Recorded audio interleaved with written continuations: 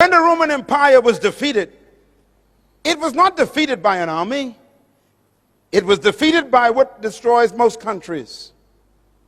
The Roman Empire was destroyed by immorality. As a matter of fact, history teaches that the Roman Empire was destroyed by the loins of their leaders. Your loins are right here. Their sexual life destroyed them. They died from the inside. They decayed from immorality. 14 Caesars, 12 were homosexuals. They slept with boys, not women. They fell in love with their lust to the point where they became so immoral that they began to have men marrying men. It's as old as 2,000 years ago. They were destroyed by their lusts of the flesh. When a country begins to embrace immorality, their demise is on the way. When a country begins to sanction immoral acts that God condemned, don't worry about that country. They are dying. No matter how powerful your guns and military weapons are, if your morality becomes a cancer, your weapons become useless. And Rome died in the bedroom. And so the Roman Empire fell apart. It broke up through strife. Look at me, please. This is important. When the Roman Empire fell apart, it broke up into small little kingdoms. It used to be one kingdom, but now it became many kingdoms. Let me name some of the kingdoms that the Roman Empire became. There was a kingdom called Franco. We call it France today. That was a Roman kingdom. The second kingdom was Spanian. We call it Spain today. It's a Roman kingdom. Another kingdom was called Portugal. We call it Portugal today. It was a Roman kingdom. Another kingdom that came from the Roman Empire was Anglo-Britannia. Anglo-Britannia. Great Britain is a Roman kingdom.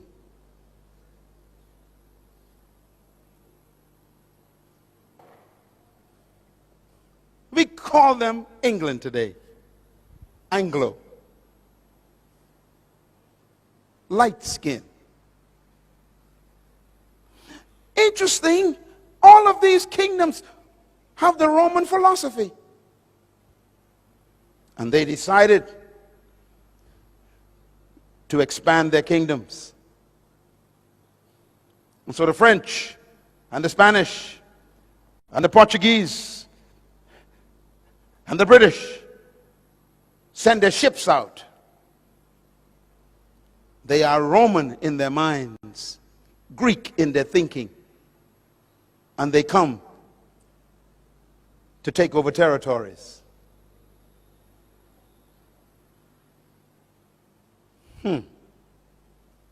So they began to invade islands and continents. They came to the Caribbean, they came to Africa, they came to Central America, they went out to South America, and then they came to the Pacific.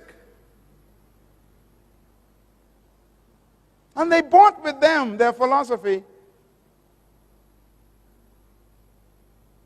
What's their philosophy? Greek.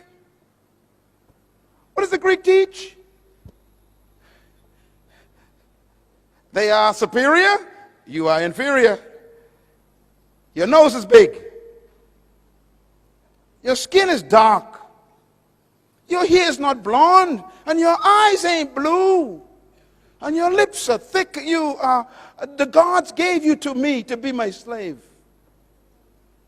So why educate a slave? Why give a slave nice clothes? Why give a slave a property? Why give a slave authority? Why give a slave money? Why give a slave a future? Philosophy.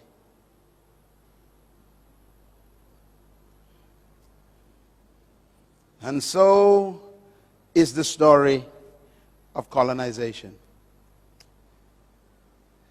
It's easy to sell a slave. After all, they're not chosen by the gods. Now let me say something very quickly before I wrap this up. Every philosophy comes from an ideology. Ideology means ideas. Every ideology needs a theology to justify it. So every time there's a philosophy and an ideology, there must be a theology to give it credibility. And this is why religion was used to even justify the ideology of superiority. Do you know what they taught us when I was a child? They said to me, "You fell out of the sky." We had no idea where we came from. We were taken away from our homeland, and we had no history. And we'd ask the white teacher, "Where did we come from?" And they would say, "You fell out of the sky. You have no heritage. You are one of the fallen angels." Theology. They say, look, the Bible says that the beasts of the field shall carry water for you. You are the beast that God talked about. You will carry water for me. And they would teach this in Sunday school. Philosophy.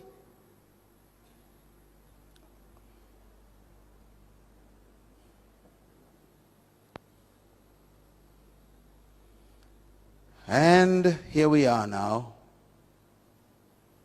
still under Democrat.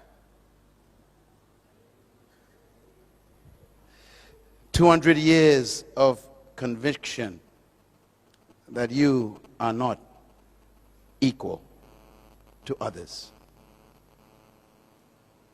200 years of miseducation that you cannot think sophisticatedly. 200 years of believing that others with certain traits are much more superior and more intelligent and better than you. Philosophy. And so they say, you must be quiet. You cannot speak much. You're not supposed to express your ideas. You keep your thoughts to yourself. Just make tea. You're not supposed to speak up when you see something going wrong. How dare you? You're not smart enough to see what is wrong.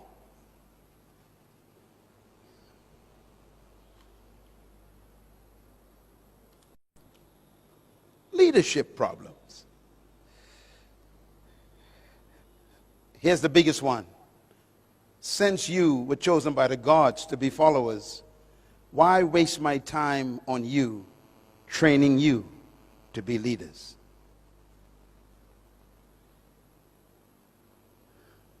So if you study all the colonies in history, including mine, where I'm from, the colonizers never trained leaders.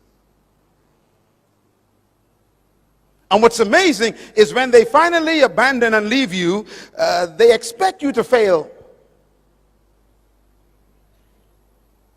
And that's why they leave. They always say, well, of course, there are more of you than us, so we're going to get out of here in case you kill us. But we know you can't lead anyhow, so your country will fail. So they expect you to fail. Well, I don't understand that, because if you didn't train me, how can I succeed? And when you do fail, then they blame you and say, see, I told you, you ain't intelligent enough to succeed. They forget that my failure is proof of their failure.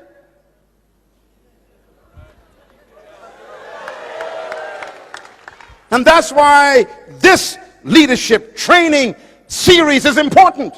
I have come to correct 200 years of history. You are a leader. You can run this country. You can lead the world.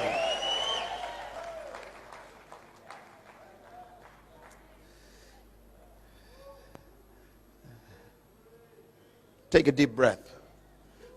Tell your neighbor, I was born to lead.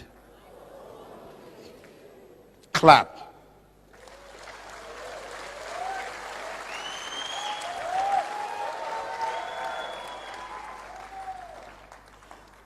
I want to show you this before we go, because it's so important. All the world leaders, if you study them, they're all battling with these issues.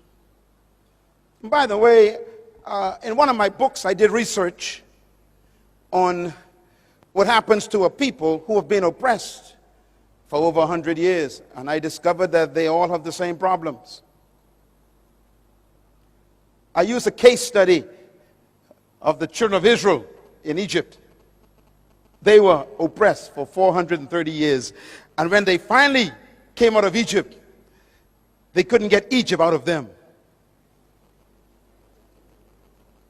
And as soon as they got independence, or should I say deliverance from Egypt, under Moses was their leader, and even Moses had psychological problems. Remember, he was born in Egypt.